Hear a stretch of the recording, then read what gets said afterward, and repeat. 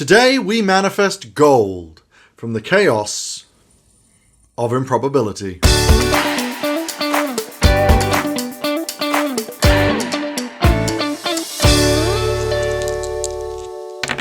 Oh, come on! There are many situations where having a lack of input just straight up sucks. No one wants their Subway sandwich fillings chosen by fate, or to have their wedding day left up to chance. I want them to go, wow. Yeah. And I don't feel wow. So how can I look wow? I can't even give off wow. But when it comes to characters in tabletop role-playing games, I've come to the conclusion that it is just far more satisfying as an experience to generate character stats and even backstories by using random dice rolls whenever the option is made available. But before I state my case, let's have a refresher. In most mainstream RPGs, the character you control is interpreted via a character sheet, a piece of paper quantifying the extent of your physical and mental ability, and in many games, your aptitude in a range of skills. Depending on the system, the values listed can change the amount of dice you roll when attempting an action, provide a bonus or penalty to a dice result, or determine a target number to roll over or under. In the early days of role-playing, it was pretty much, sacred for players to roll their stats one by one in order, or as it was called, down the line. So, if you were playing Advanced Dungeons & Dragons 1st edition by TSR, you'd roll 3 6-sided dice for strength, add the total up, then do it again for intelligence, then wisdom, and so on. This was the standard for most games, but there were always complaints. Players often either wanted more control over the outcome, or they wanted to have a better chance to not have a broken loadout. So a lot of tables would introduce rolling 4 dice and disregarding the lowest in the total.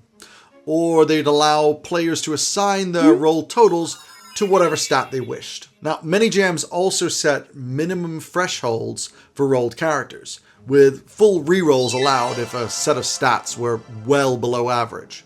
But a big change, however, was the widespread adoption of point assignment or point buy character generation systems, where instead of by chance, players could be building their characters by choice. Players would start with a set number of points to spend or ranks to directly assign to skills and characteristics. Now, this really hit the mainstream in the late 80s and early 90s with the release of popular titles like Vampire the Masquerade by White Wolf, Shadowrun 1st Edition by FASA, or Star Wars The Role-Playing Game by West End Games. Now, I'm not saying at all that point allocation systems were new.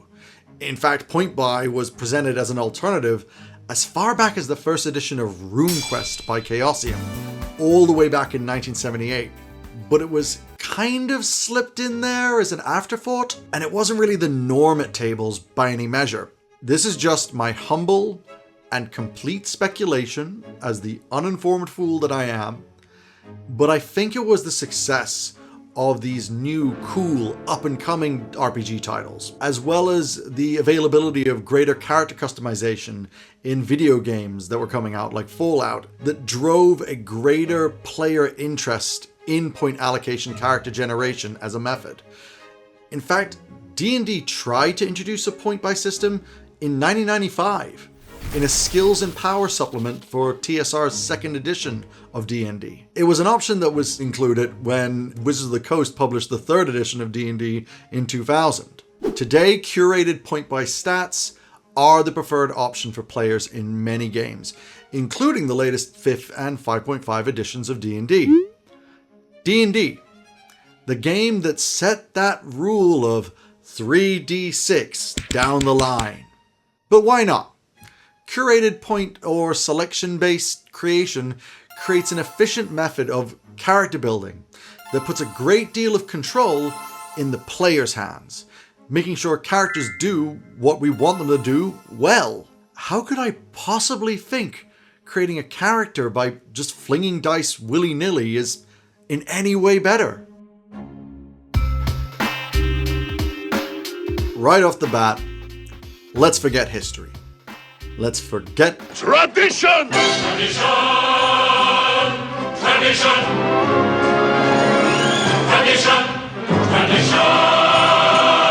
Tradition! tradition. The only argument you are not going to hear from me is, that's how it was done back in the day. I don't care if the original role players solely rolled up their characters back in the day. That has never mattered to me. Because the truth is, I haven't always felt fondly about rolling for stats. Far from it.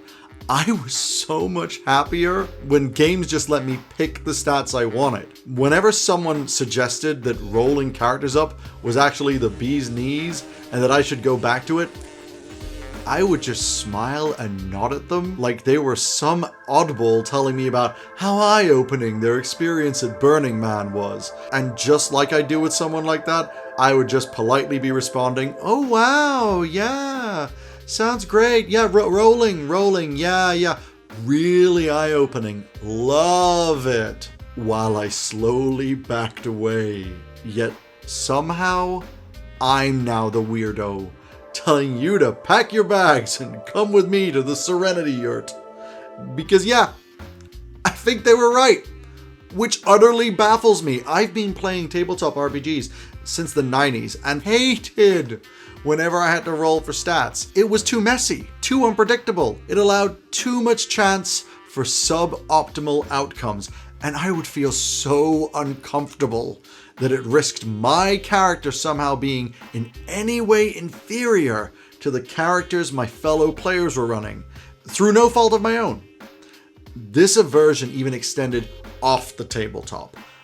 When I draw on my strongest memory playing the D&D video game, Baldur's Gate 2 Shadows of Arm, at 14 years old, what first comes to mind is... Ah, the child of Baal has awoken. It is time for more experiments. Of course that's what comes first to mind. That's David Warner as John Irenicus. But my immediate second memory of playing Baldur's Gate 2 is the endless torment I put myself through, hunched at the family PC, dying to start a new campaign, but being trapped at the creation screen, spending an ungodly amount of time just tapping that reroll button over and over and over because I couldn't accept having a lesser character. And I wouldn't even accept those rolls. I was just trying to harvest as many points as I could to spend where in the stat I actually wanted them. Rolling random was not the bee's knees for me, it was the wasp's arse. What finally made me come around in my way of thinking was a specific tabletop RPG. Conan, Adventures in an Age Undreamed Of. By Modiphius. In the game, you play as the type of scoundrels featured in the Conan series of novels and short stories by Robert E. Howard. Ne'er-do-wells who eke out an existence by fighting, thieving, and taking whatever jobs that pay. That means that while characters can originate from a wild set of backgrounds, they are still all tied together by a setting with an established tone. That's why the random character creation system in Conan is an expertly designed lifepath system, where you aren't just rolling for the numbers to add to your sheet. You are rolling to discover the key elements that make up your character's identity. Their origins, strengths, social standing, trials, outlook, learning, traumas, most of which do affect your stats. But more importantly, they provide a fully fleshed out role for you to slip into. It's key to mention that lifepath systems are almost as old as role-playing games themselves. As early as 1977, the sci-fi space opera RPG Traveller by Game Designers Workshop allowed players to chart out the entire career that their spacefaring characters had undertaken prior to the campaign. Traveller's system even gained some lighthearted infamy in that it's possible to have your character die of old age during creation. But Traveller's generation system, it just never gripped me at the time. Not like Conan's did. The original Traveller had seemed very nuts and bolts about it. It basically filling out a CV of what military ranks you earned. But when Conan came along, it awoke something in me with the unique narratives it managed to weave. With one set of roles, I was a stoic and charismatic desert-born archer, hailing from a noble family, engaged in a blood feud, trained by his mentor, and became the lone sole survivor of a massacre on the battlefield. With another set of roles, I was a strong and resolute, city-born outcast, who was hunted by the law, but found a great treasure in her adventures as a shaman. These stories just materialized out of the ether, lives ready to be lived at the table, with just finishing touches to make. This game opened the floodgates to my appreciation of random character generation.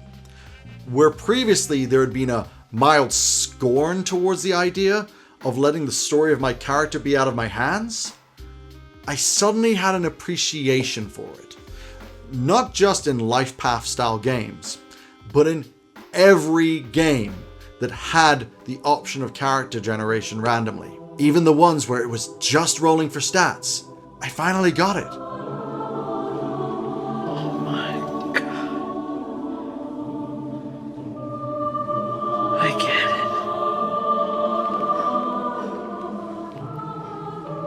But what is it, specifically, that I came to realize?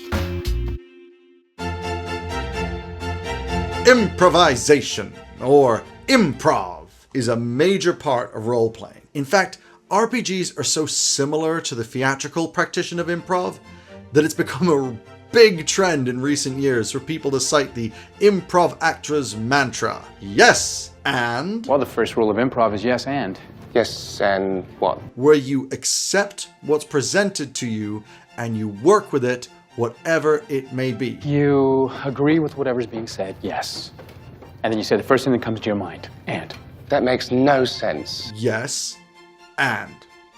That's why it feels extremely peculiar that even while this lore of improv became gospel at tables, the one thing that many players seem unwilling to actually improv is their characters. It seems bizarre to me because the universal basis of the standard improv set is that the actors begin performing without having a predefined character and have to solicit suggestions from the audience or a moderator for who the character they're playing will be. Completely unplanned. So first, we need a historical event. Who's got an event? 9/11! Okay, maybe something else? That's because the thrill of improv is surprise. You know, who's in the Starbucks? Bill Cosby! You people are monsters. Both for the actors and audience. And as someone summed up in the comments from my Secrets video, the players in an RPG are the actors and they are the audience in one. There is simply a joy to extending the mystery beyond just what happens to your characters, but to finding out who your characters are. Who is this person really? Who am I? What am I? And adapting to how they would cope with the situations they are given. You are learning at the same time. That's true improv. Free from the binds we tie ourselves with when we arrive at the table with an established concept and the expectations of how they're going to fit in a campaign. It can be far more exhilarating to actualize your character in play rather than in prep. Embrace Spolin. Reject Stanislavski. You are here to have fun and react, not to just present, a series of intricately detailed character portraits you worked tirelessly on before. Rolling randomly makes you less precious. It isn't your character in the sense that you gave your GM a lovingly crafted 4-page backstory, which, by the way, please don't do. It is just your character. The one you've been given by fate and rolls of the dice. This humbles you by taking away your pride. Your character is now just as special as everyone else's who rolled theirs at the table, and this is your collective story, not the story of your ideal creation. But while I say it makes you more humble, I'll also say a complete contradiction that it does make you proud in a fashion, just a different fashion. Your rolled up character is a Frankenstein's monster, but it's your monster, damn it, and watching it somehow survive and grow up can make you feel like a proud parent watching their idiot child hit a home run. One game this is especially the case in is Dungeon Crawl Classics by Goodman Games, where you generate a gaggle of peasants. You then put them through this meat grinder funnel, and the one you end up with still alive through sheer luck, that's your baby boy. Yet that doesn't mean you're super protective of them. On the contrary, the random nature of your character's birth means you're more likely to take chances. I'm reminded of another popular phrase that's been doing the rounds. Drive your character like a stolen car. A character you roll up is a perfect stolen car. You've happened upon it. You weren't expected to be the driver of this thing, but now you are. You have no attachments. This character could be yours for a lifetime or just the next 20 minutes. So put the pedal to the metal and go wild. Putting your little random boy racer at risk of danger and death is gonna feel so sweet if they actually do make it out alive. In contrast, a character you handpick and design all the details for is not a stolen car. It's a top-of-the-line Bentley, where you selected everything from the upholstery to the paint color. And now you're saddled with the insurance of your emotional connection to it. Sure, you could drive it like you're making for the border, but there's gonna be resistance there, and you're more likely to play it safe. But people do spend a lot of money on custom-made Bentleys. And it's the same reason why rolling random can be off-putting. Through customization, we can achieve perfect optimization of a character. Imperfections can be infuriating. It definitely still is for me when I am given that choice. If you put my ass in front of a point buy system, I will not tolerate a single stat having a negative modifier. It has to be put in order. Rolling random removes this compulsion and worry. But another problem with the obsession for perfection, especially for players who feel the need to min-max builds, is this kind of obsessive tinkering that can lead to conformity. Sure, you know what works for a perfect character build, and you want to follow the recipe for most to least important stats and abilities to have. But if you're consistently just creating to the presets you know work, or that some online build some other guy used, you're potentially missing out on both challenging yourself or discovering something new. Maybe by rolling instead, you can try out a party role you never considered taking, or take on a personality alien from your own. And instead of spurning any weakness for your character, you can enjoy finding ways to creatively work around it. In many cases, a random character is a pretty damn near unique creation. Something that I dare say is more yours than anything you could ever design, or keeping in that characters to play lockbox. We all have one. Yes, mathematically, someone somewhere out there on this planet has rolled your same loadout at least once, but it's unique in how you are going to approach these unexpected results and the character that blooms from them. I admit efficiency sacrificed for novelty. This is not an easy sell from me to you. It didn't work when those burners I met in the past pitched it to me, and I understand if what I'm saying just doesn't click with you. But I just want you to consider that some of the greatest characters in fiction wouldn't be optimized builds. Hercule Poirot, Ellen Ripley, John McClane, Dana Scully. They're all great characters, but they're all eclectic creations written to be interesting, with a medley of strengths and flaws. Even if we go back to Conan the Barbarian himself, he's a weird build. Sure, we all know that he's butch and hunky. I think I want to have your baby. But how many people would bother giving their barbarian character the incredible smarts that Conan the Barbarian has, which is key to his character? Not many. 9 times out of 10, when you're a barbarian, the mental abilities, they're gonna be the dump stat. Because when you have a finite resource like points, why take the chance? That's what makes sense. On the other side of that brains and brawn coin, if you never roll random, are you truly ever gonna end up with the masterpiece that is The Buff Wizard. I think I want to have your baby. So that's the what, why, and how about rolling random characters. But let's look where the random generation systems are.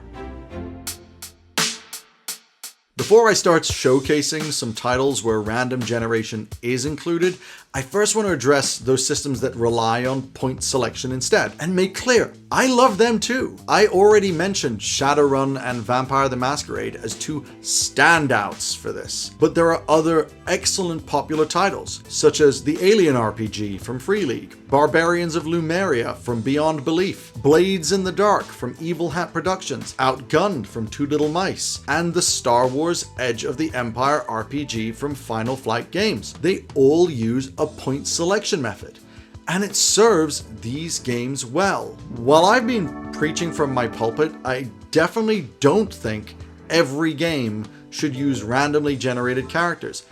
It is fun to tinker, especially when building a specialized party makeup, and when that matters. I don't think it's a coincidence that out of that sample of popular titles I listed, Blades in the Dark, Edge of the Empire, Shadowrun, and Outgunned are all games where you play as badass teams that try to pull off jobs and usually require a spread of specialist skills split between the party members. For those kind of stories, it helps a great deal if everyone is able to fulfill their specific expert role. As an aside though, I will say that out of all of these point allocation systems, I have a masochistic appreciation for Shadowrun. Where picking a priority benefit, like gaining a ton to spend on your physical attributes, means you now have to select a lesser option for something else. It offers a bit of a compromise. So instead of just being able to slap points wherever you want, you have to lose something. I also want to mention that many games offer a hybrid between roles and player choice. Yep, D&D 5th edition does, with its rolling for the ability scores and picking everything else. So does Sentinel Comics from Greater Than Games, with roles made for general elements, which then trigger specific choices. Even my own beloved Call of Cthulhu from Chaosium is a hybrid creator, where you roll your characteristics, but you select your occupation and assign all your skill points. I honestly think this is the only way Call of Cthulhu could work, considering the system's huge number of skills and occupations. And regardless, you're definitely still going to create some intriguing characters alone, just by rolling your characteristics and looking through the suitable careers that match their makeup, many of which probably have never crossed your mind. Because I don't claim every element of every character you play has to be driven by the whims of the dice. I only suggest that whenever a rule set provides an option for rolling, you go for it. However, if you truly want to embrace chaos and try games that are championing full random creation from stats to full character history, I got a few tasty ones to highlight. I'm not saying these are the best titles, nor am I going through every game that employs random generation. These are just a few I think that are worth taking a look at. Of course, we have to start with Conan, Adventures in an Age Undreamed Of, the game that opened up my passion for rolling randomly. It was released in 2017 after a massively successful Kickstarter and has had a slew of sourcebooks released for it. And if you want a copy for yourself, you can get it at Around me are familiar faces, worn out. Yeah, it's totally dead and buried. I still think if you can get a copy of the book, for love or money, you do. As a random generator, I think it's pretty perfect, with you almost always coming out with a functional character with an intriguing history. That usually makes sense. The rules of the actual game can be a little wonky, at least to learn, because Modiphius were still hammering out a lot of the kinks in their 2D20 system. But it's honestly one of the most faithful adaptations of Robert E. Howard's works you will ever find, in both rules and fluff. With that dose of lemon juice soundly slathered on my emotional wound, let's draw attention to some other games.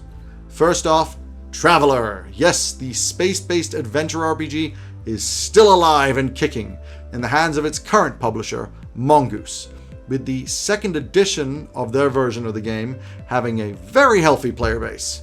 The lifepath system the game offers has been greatly expanded on from its original 70s version and provides a lot of interesting background events for characters.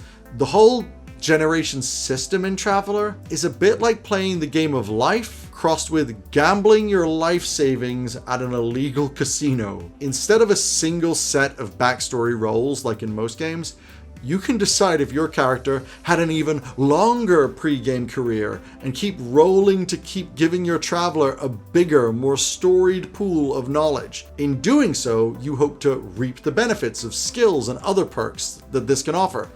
But each time you do that and add another term of experience your character had, you risk aging them and causing them injury, which can end up hurting your stats. So it is a gamble. But one really interesting other aspect of this system is that because of this, you often end up with groups of characters who have a varied age range, as opposed to just a squad of just twinks. However, a lot of tables understandably still set a 4-term limit, just so parties don't end up playing old folks home in space. Second on the list is MÖRK, or how most people, including myself, clumsily pronounce it, Borg. An absolute phenomenon, especially in old school fandoms. Borg drew just as much attention for the beautifully heavy metal design of its handbook as it did for its brutal gameplay and setting. On my last episode, I talked about how Shadow of the Demon Lord by Schwab Entertainment, which itself has a superb random character generation system, offers a heavy metal version of a doomed world. Well, Borg is also a heavy metal vision of a doomed world, but it's so damn dark, it makes Shadow of the Demon Lord look light and fluffy in comparison. While Shadow of the Demon Lord has a much more comprehensive random life path system and is definitely worth your time and attention, what I love and want to highlight about character creation in Borg is that it gives you a choice of 2 options. Option 1, you can roll up a quick and dirty character, with it telling you, Name your character if you wish. It will not save you. Or option 2, use the optional rules. And this includes rolling for physical deformities, mental traumas, troubling tales, and other class-based strangeness, so that you create an utterly horrific character. Go and live your worst life, boo, and be that twitching, nihilistic, gutter-born scumling who spits phlegm, starts fires, and was born in a shit cart. Borg is a game for you to inhabit a freak, striving through damnation, and to revel in every second of it. And if you can't even be bothered to roll up a character yourself, but you still want to be surprised, you can try out the aptly named Scumberfer tool online, which provides a new grisly creation of a Borg PC at the click of a button. My next entry is Cyberpunk RED from R. Talsorian Games, and it could not be more different from Borg. While Borg's generation is intentionally messy, blunt, and crude, Cyberpunk RED system is dripping with style, darling. And I don't just mean because it even lets you roll to customize your fashion sense. The universe of Cyberpunk RED is this crime-ridden future full of insane advanced technology and visually stunning aesthetics. So it's kind of fitting that its character builder just feels incredibly modern in its guided approach, and it has this sheen in its delivery of emotional beats for your character's past. Its system here is incredibly user-friendly, and the stat rolling has even been fate-proof. That whatever you roll, you're guaranteed something usable for the role you want to play. Random generation has been coming back in a big way. And part of that, I think, is that game designers are finally cracking the code to make random life paths more cohesive and to sand off the pain points from awkward rolls. But even as someone championing the rolling random approach, I just have to give Cyberpunk RED props for how it even brands the 3 different generation methodologies it offers. If you want to use templates, that option is called Street Rats. If you want to use point buy, that system is called the complete package. And when you roll random, it's branded Edge Runners.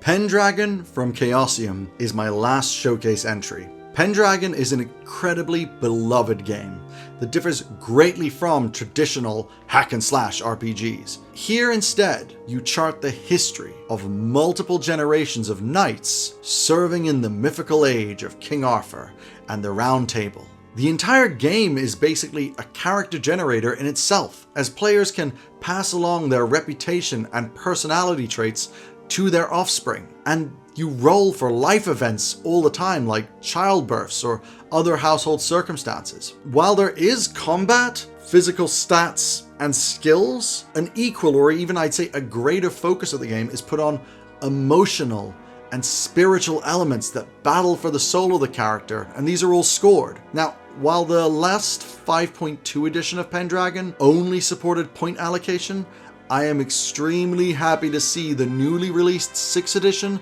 now includes a random generation mechanic for these stats. The only downgrade I was heartbroken to see in 6th edition was the simplification of the ancestor life path. You see, 5.2 Pendragon offered a wonderful tool where you charted the history of your grandfather and then your father as knights through the preceding age of troubles before it got to you. It consisted of multiple key dates and events, and it provided each player with a really intricate family history to call their own. Some characters would have ancestors who won victory at every important battle, truly legends, while other players might have to be the first of their line to gain true glory. The version in 6th edition is condensed to a single simplified table, and that's fine, but I really hope Chaosium releases something in its future supporting books that allows that dense creation of family histories once again. And it's actually with a note from the Pendragon RPG that I'm going to end this video. In its description of the rolling method, the book mentions how non-optimized characters can be frustrating for those not experienced with them. I won't argue with that. The first time you try random generation for your characters, it may be really painful for you. And do note that I think it's absolutely reasonable, fair, and expected of GMs to allow players to do full do-overs if a character's stats are totally abysmal. That's just common sense. This is supposed to be fun, and sometimes the dice, they just can be a bastard. But I do think that waiting for that time for you to be experienced enough, or for your players to be experienced enough to try rolling random, means you'll possibly put that off forever. Next time, baby. All I'm asking is, the next time you play and are given the chance to roll, throw caution to the wind.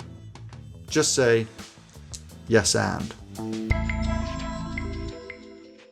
Thank you so much for watching. I know that the module tip videos are the big draw for many of you, but these are really fun to dive into these topics. And it also means I get to reacquaint myself with a lot of RPG titles and their history as part of my research.